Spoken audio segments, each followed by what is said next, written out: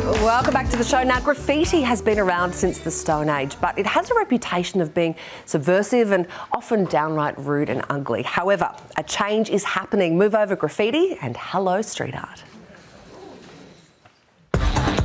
Over the last few years, we've seen a cultural shift around the world with our perception of street art. It was once something that was done under the cover of darkness, but it's now moved into mainstream consciousness around the globe. It's a celebrated form of public art, popping up in major cities and suburbs around the world, transforming city and suburban landscapes, and it's now catching on big time in Australia.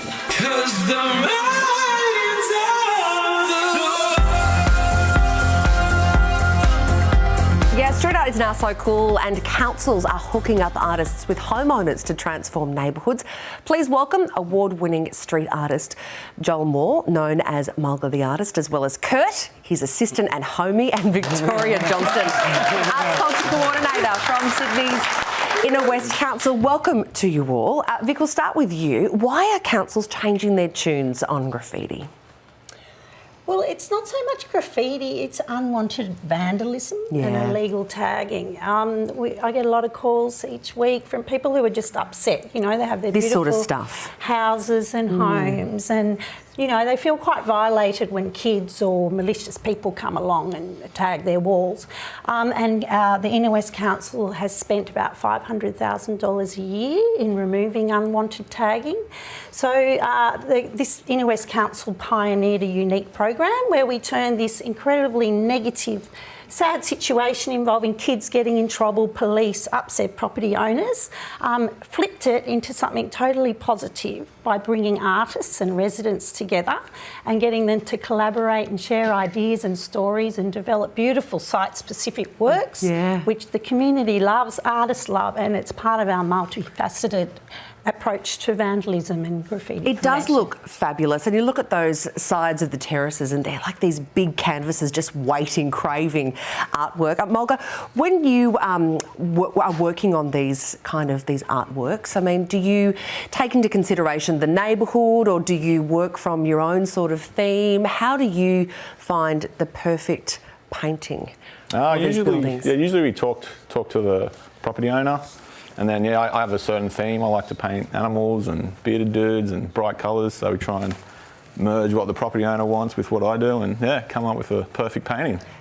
And what's the politics when it comes to graffiti artists and graffiti kind of groups, the gangs? Like, if you paint one of these incredible murals, how can you protect it then from vandals? Well, I think that's the beauty of the model, that the residents and the community and the artists work really closely together. And then kids or whoever might be tagging see this model, and everybody loves the work, embraces it. The residents take on a role of protecting it. Of course, there's always going to be tagging. Of course, the whole street art scene has evolved from this kind of dynamic storytelling in the cities, which is what Inner West is very well known for. Its beautiful contemporary street art collection. So we're turning that around and saying, well, let's get better. Let's say, if you're going to do something in a public space, do something really cool that looks great, that people love. And I guess there's an artist's code, right? You know, you protect these really beautiful paintings. Now, you have matched the Studio 10 gang up with Mulga this morning, and you are going to paint us. Is that correct? Yes, should be fun. So what are you going to do? How are you going to start? Are you going to get started on us now? Yeah, I kind of prepped it at home, so yeah. Ooh, how long will it take?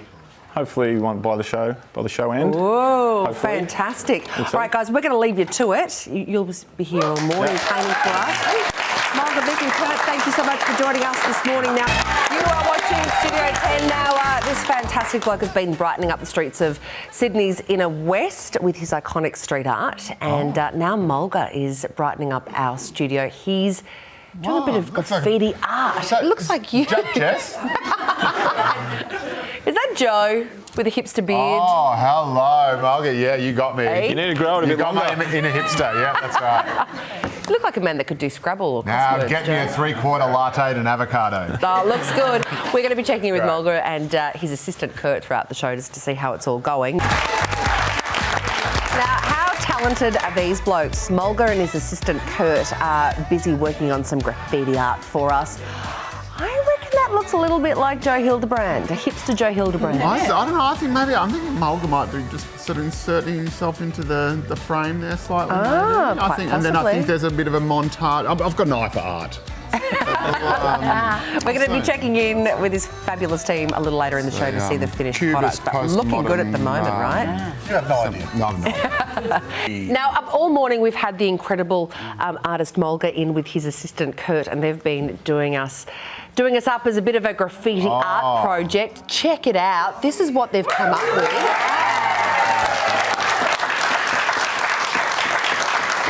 Mulga, talk us through it. Talk us through it. Oh, it's a bearded dude, and you guys are sitting in his beard.